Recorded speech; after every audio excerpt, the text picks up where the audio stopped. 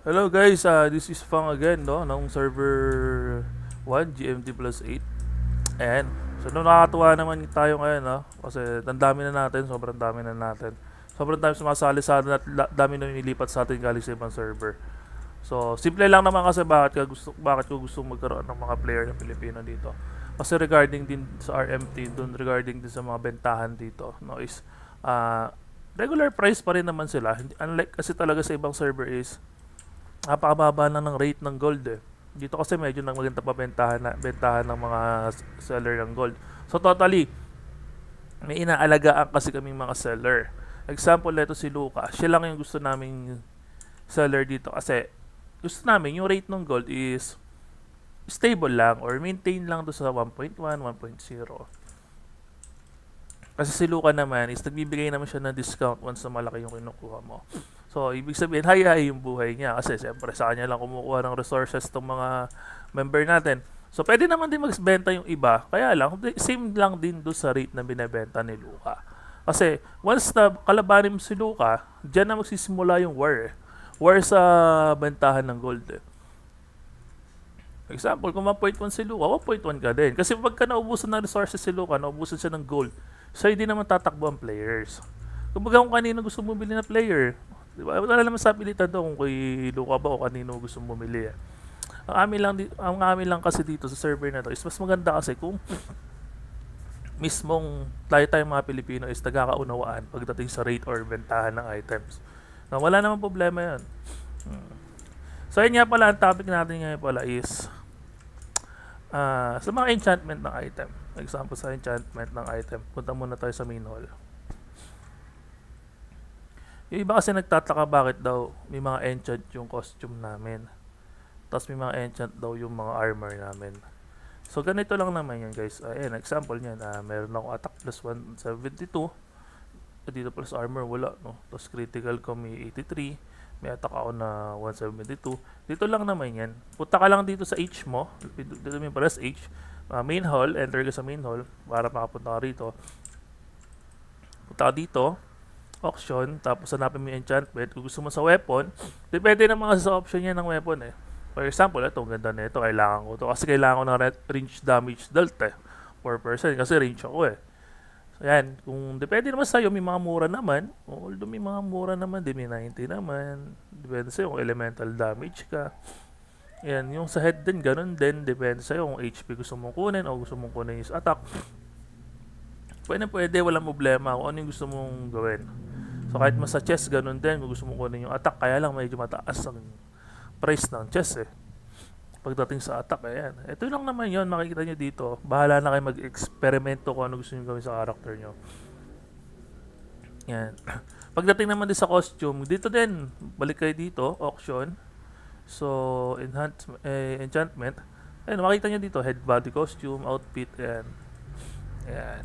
So, mga naghahanap naman ng dito, kasi di ba yung iba naghahanap ng body outfit sa headwear kung saan nakukuha. Dito din yon.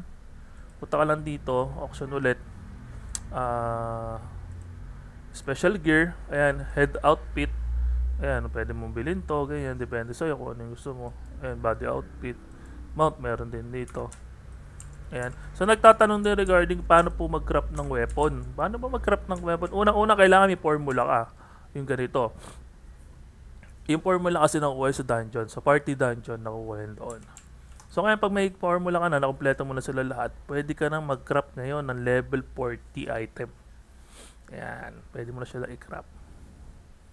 Yan, itong mga to. Paano po ba mag-craft ng mga ng enchantment na ganito? Ganyan. Simple lang, kunin mo yung mga kailangan nila, yung treasure bag, yung merchant bag, ito. Saan ba nakukuha to? Sa kadalasan to sa gathering eh, di ba? Sa mining, yung mining ba yun? Dito yun eh, press mo lang yung control V as in victory, no? Yan, click mo lang gathering, yan. Doon mo kasi makikita to mga to kung saan mo makukuha yung mga recipe. Uy, nakakuha pala doon ng ibig sabihin nakakuha pala ng ganito doon. Yan, ito din. Yan, andyan yung mga kailangan mo. Sa farming, ganun din. Sa alchemy, ito naman, depende sa'yo kung gagawa ng potion o nung starstone. Yan sa cooking din, kung gusto mo ng mga additional stats. Sa crafting ng mga weapon, ayan dito din. So basta explore nyo lang yung game. Explore nyo lang, explore. Huwag kayo magsasawa mag-explore sa game mo. So number 1 kasi ang importante is matapos mo tong daily mo. Ayan, tapos yung sa field. No, sa field yung ginagawa ko kanina. Kasi sobrang halaga na ito eh. Bakit nga ba? Once kasi matapos mo tong quest na to sa field, itong ginagawa ko na ito. Di ba may makikita kayo sa mapa na ito. Ginagawa ko nga pala yung quest ko. Pag naglalakad kayo dito, ayan, napunta kayo dito, press M mo, napunta ka dito sa Southern Prairie, Center Plain, Western Rainforest, napunta ka dyan, naglalakad ka ng ganyan. Ay, may nakakasalubong ka dyan sa screen mo na box siya na umiilaw na may square.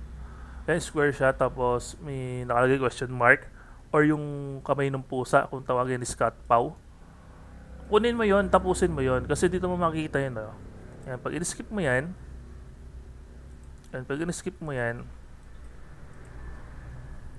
ito pala, meron pa pala ako nito. Ayun, nagawa ko na pala yung daily astral quest ko. Meron akong 17 hours and 32 minutes left. Ngayon, ewan ko kung madadagdagan siya pagka natapos ko to Yan, ginagawa ko kasi to yung astral quest kung tawagin to. Ito yung astral quest kung tawagin. Yan, tapos na siya, no? Ngayon, may lalabas yan sa mga screen. Ito din siya sabi ko. Ayan, lalabas ngayon to, yung question mark na to. Minsan makakuha ka ng cat paw eh. Hanapin natin yung cat paw Ayun kasing cat paw na instant yon. Once na nakakuha ka nun, mabilis siya matapos yung quest mo eh. Kumbaga, complete mo na kagad yun eh. Yan, bagal ko maglakad eh. Hindi na ako pwede mag-dragon. Yan, puro question mark na nakakita ko eh. Pero merong cat paw dyan. Ayun, nakakita na tayo.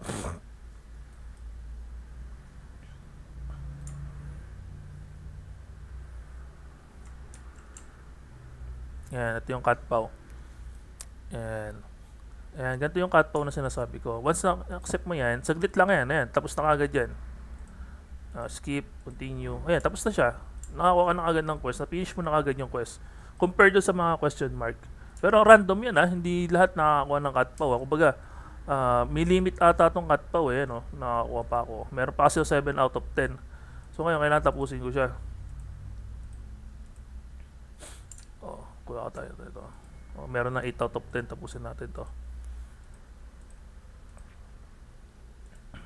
Ayan, makikita nyo to 17 hours and 30 minutes. So ngayon, hintayin natin. Pag sakali natapos natin to, kung ilan magiging hours.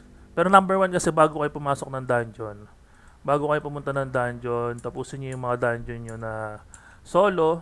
Kasi di ba yung solo dungeon, 7 out of 7 yun. Ayan, pati yung party, 7 out of 7. So, meron kayong 14 entry. Ngayon, sa 14 entry na yun, isipin nyo na lang kung meron kayong additional 10% XP. Malaking dagdag din yun. Kumbaga, malaking tulong din sa inyo yun.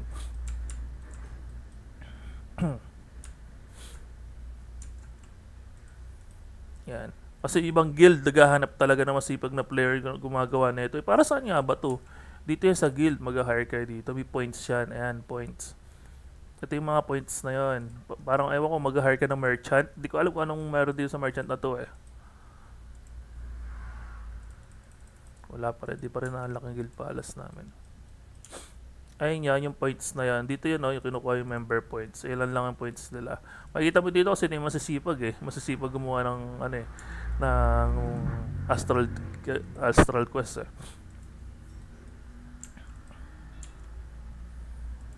So, ito naman sa mga dailies, makikita mo na may mga contribution nila.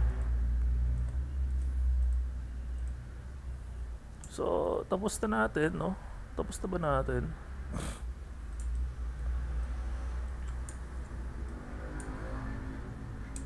Oo nga, natapos na natin yung quest. Hindi pala siya nadagdagan. Siguro baka 18 hours lang talaga sagad na to per day. Ayan.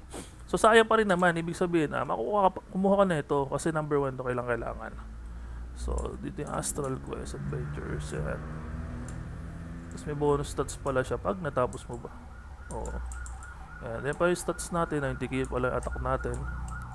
So, ito mga nagmimina dito. Ayan.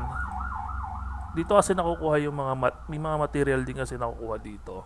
na pang-crop. So, kailangan nyo din talaga yan. Yan, mining, fishing, gathering. Ayan, kailangan nyo yan. Tapos number 1 din sa pagpa-farm, dito. Alam mo kung di nga pala ako nakapagtanim kagabi, yari na naman ako sa mga kasama ko na ito.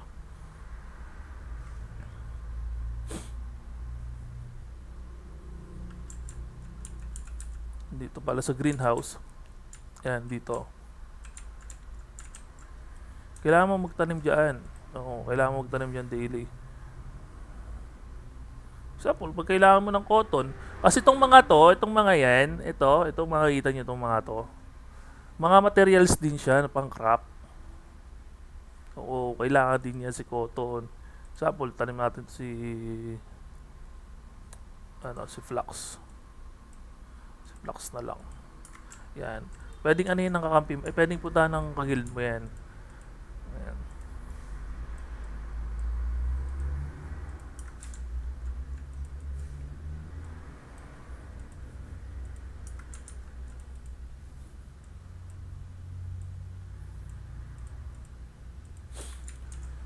So ayun lang, sobrang halaga niyan. Lahat kasi dito mahalaga eh, lang masasabi ko. Sa loft kasi, ano mo meron sa loft?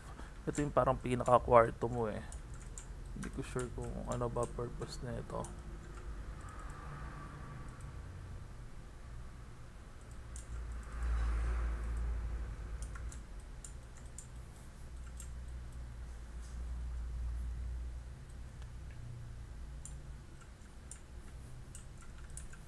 Sa labas na tayo, no?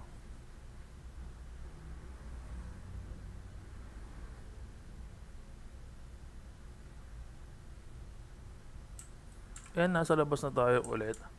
So, ito nga pala, itong set na to, yung haritik na to, yung breastplate, pag pinindit mo yung alt, lalabas yung special effect niyan. So, diba? Kaya maganda rin kasi itong orange set.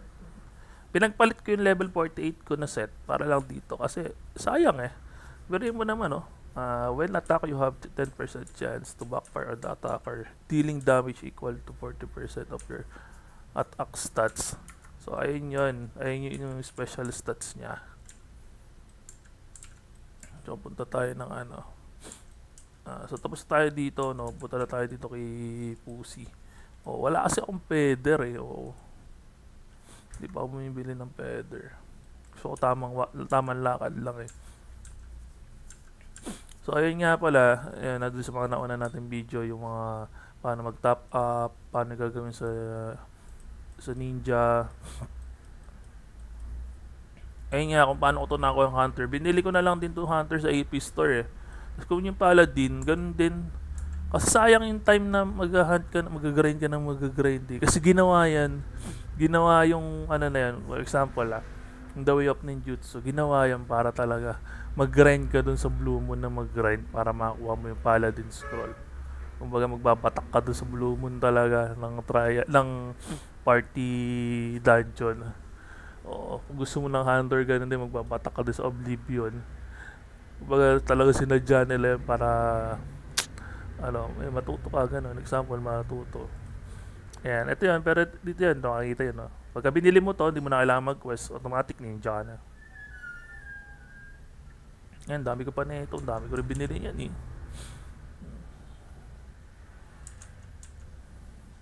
So, ayun nga, medyo tinatamad ako maglakad ngayong araw, pre. Tayo na 20 lang, ba yan? Liparin mo na, huwag mo na lakarin.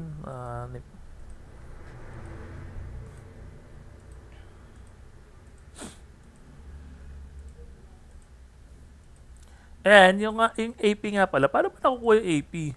Simple lang, nakita nyo itong mga daily blue na to. Ay, yung AP, yung loyalty points. Tapusin nyo na lahat yan, yung mga blue na yan, may mga reward yan eh. May kadalasan may reward yan, AP or XP, XP drops eh. So yun nga lang, kailangan napakarami mong pakpak kasi pag wala kang pakpak, di mo matatapos lahat to. Ayan makukuha loyalty points so.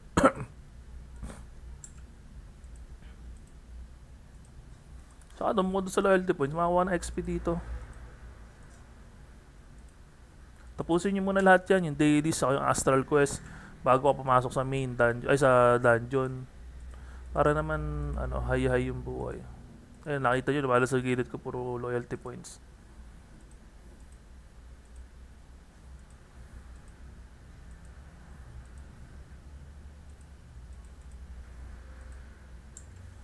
O, di ba? Ang dami natin loyalty points.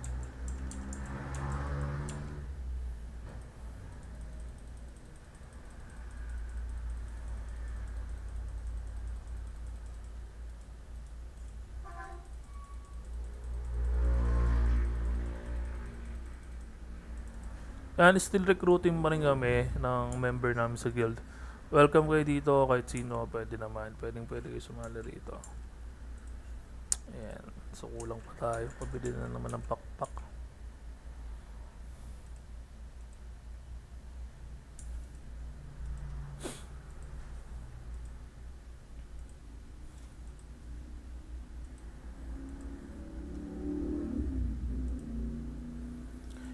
Nakakainis lang, walang ano, no, walang tinitindang pakpak na sa AP, yung unlimited.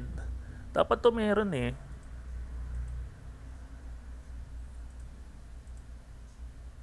Pero dito 29, kaya ala putik.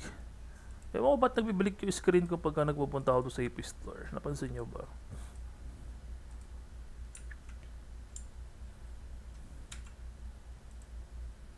Ayun, 800 na yung tribute natin. Kasi sa dailies kasi yun. Sobrang halaga ng dailies. Dahil ng raging wall. Malamang ko ito, papatayin ko tong boss na to eh. Sabi ni wala tayong magagawa dyan, pre. Papatayin ko din to.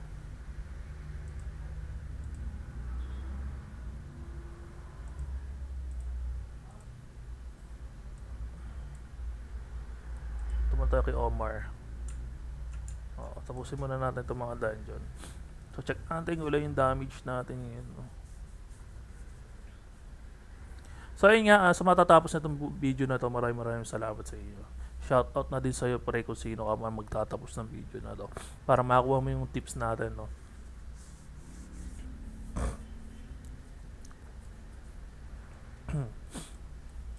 Ayun nga, ang layo pala ng lalakbayin ko.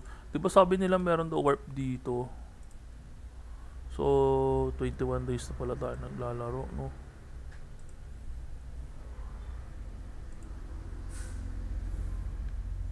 Yan yung mapansin nyo. Sa mga unang papasok dito sa server na to, bakit parang Chinese yung ano? Chinese yung language ko. Bakit nga ba Chinese yung language ko? Punta ka dito. Pag nga nasa game ka na, punta ka dito sa ano, language. Click mo to.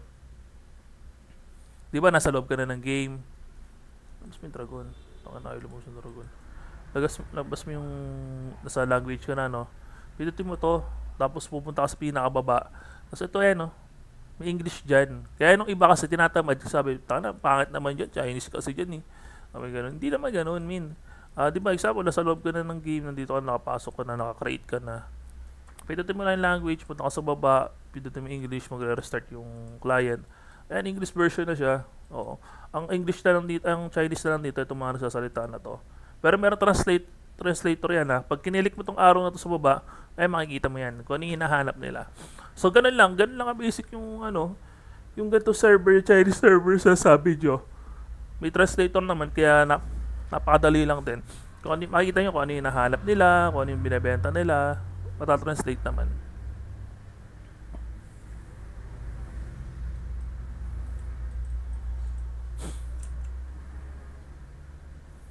Dami ko mo ng basura, no? Okay na.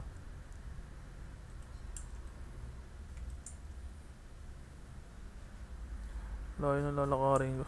Nip.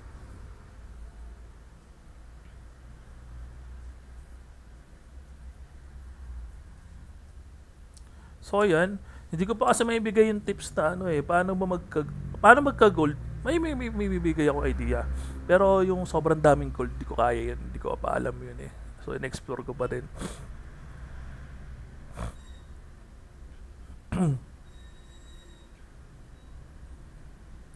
So alam ko lang is ipon ka lang ng ganito, yung mga chest na yan, ipunin mo lang sobrang dami, as in sobrang dami, ipunin mo.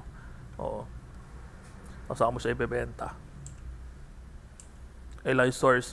Tapos depende pa kasi, meron kasi ako ditong alam na isa. Kaso dito sa Astral Puzzle. Sa Astral Puzzle kasi pag bumili ka niyan, itong mga nasa gilid na yan, Astral Crystal, makakuha ka na ito random mo. Random mo siya makukuha. Paano kung maganda statue binigay sa'yo? Ito ang glide meron glider. Paano kung maganda statue binigay sa'yo? Pag ito bumili ka isang piraso na to, ayan, ito yung makukuha mo dyan. Ito mga yan. So, hindi ko alam itong Astral Shard na to kung saan eh. Yung Astral Shard yata, once na ginamit mo to, mabibiyak yata yan. Or, depende pala. Pagka, ito pala, alam ko na, gets ko na kung ano yan. Pwede pala makakuha ka pala dito ng Astral Shard na 999 pieces. Ay, 999 pieces. Ang isang piraso, kada gagamit ka na itong Astral Crystal. So, ang gastos niya, no, biriin mo, 269 10 piraso. Sa 10 piraso na yan nakuha mo puro ano lang, ganito lang. Walang Astral Shard. So, hindi ka makaka-spin ng Astral Shard para dito. Kaso, nakaipon ka ng 5. Nakaipon ka ng 5 piraso, no, ng Astral Shard. Tapos puro ito lang nakakuha mo, no? Hindi mo nakakuha yung costume. Patrip yun, tangin na. Parang hindi naman din worth it. Ipon ka na lang ng gold, bumili ka na lang. Ayun ang pinaka-the best.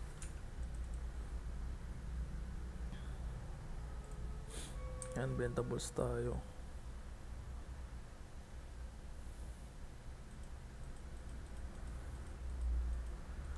Yan, sa nahihirapan magbenta, yung kailangan i-click ng ganito. Kailangan pa i-click ng ganito para mabenta. Pindutin mo yung control. Control lang, tapos right click. Yan o. Uy, wag yun. Wag yun.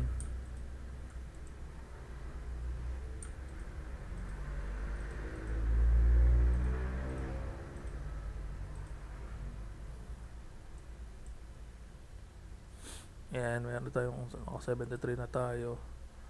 So,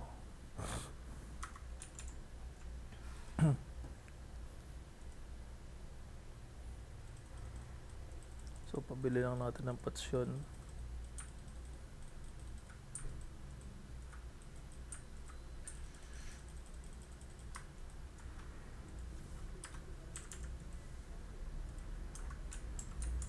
So, kailangan natin tapusin to si Don Omar. Araw-araw na lang tayo nakikita kaibigan Don Omar. Yan, puta na, ang kata natin ng crit attack natin. Normal attack lang yan.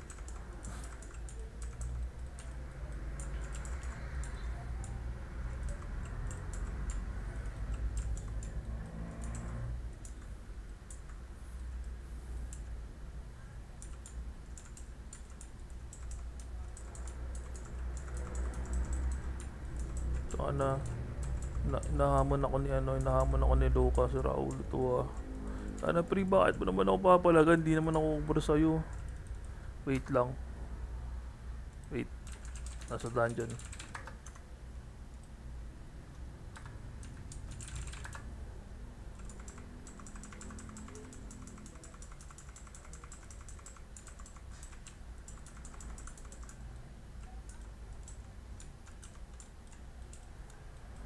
So ayun nga, di pa ako nagbabuffs, 19k na yung attack ko. So pag nagbuffs ako, 20k yan.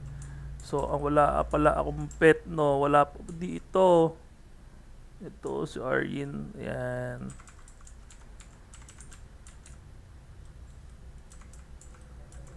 So kailangan mo na 5 shards, katabi mo lang ako pumasok ka.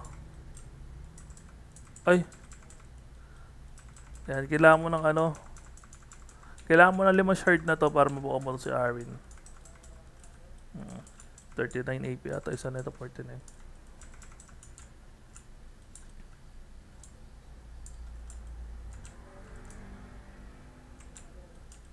Maulos naman, walang drops na box. Yun na. Nag-iipon ako ng Gear Evolution Oo, nag-upgrade na ako ng weapon na naman. Puta, mababasag na naman pala to.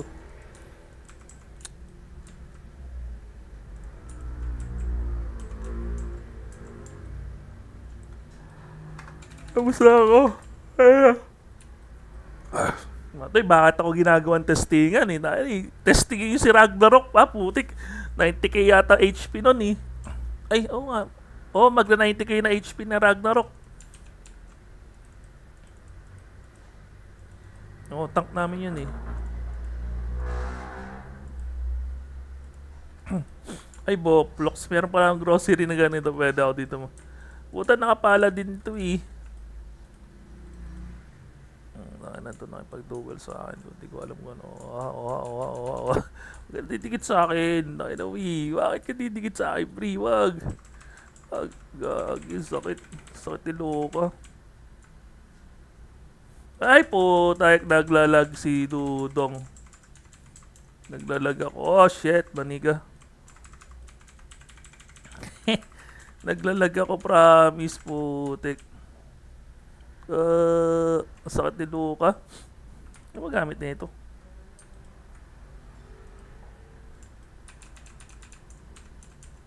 Alaman ako. Wala kasi akong defense eh. Mapapansin nyo eh no. Puro ako sa attack. Palit tayo ng job. Palit tayo ng ano. Swordsman tayo. Sige. Ayun na. Try tayo birds.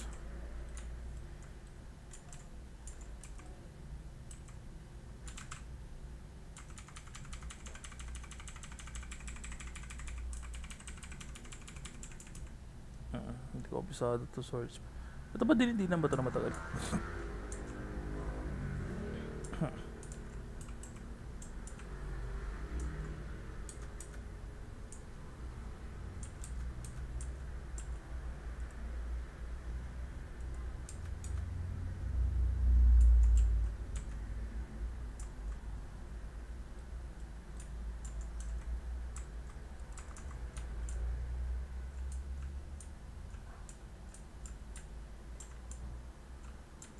And yun nga, hindi naman ako ubra pa sa PvP for now kasi nga na-explore pa natin. So tapos na tayo sa quest na to, no? Okay, na-complete na natin siya. Then may bibigay sa yung box tapos yung drops niyan. Sayang pa din yun kahit sabihin mo simple lang yung bigay ng drops. Pag sasama-samahin mo rin yan, gagamitin mo pa rin yan. Maganda kalalabasan yan. Okay, nakuha tayo 500. Bibili tayo maraming pakpak niyan. Ay, maraming pakpak. Maraming ano, feather. Kita 30. Dito na lang nauubos yung ano ko eh, yung loyalty AP ko. Oo. So ayun nga guys, magta 30 minutes na pala itong video natin na to. Hanggang dito na lang talaga yung video. So ayun nga, naituro ko na dito yung mga kailangan yung gawin pagka bagong player ka pa lang. So number 1, huwag nyo makakalimutan to ha. Tapusin nyo talaga to. Ayun nga. So maraming salamat sa iyo sa mga nanonood at sumusuporta sa atin. So thank you very much sa inyo.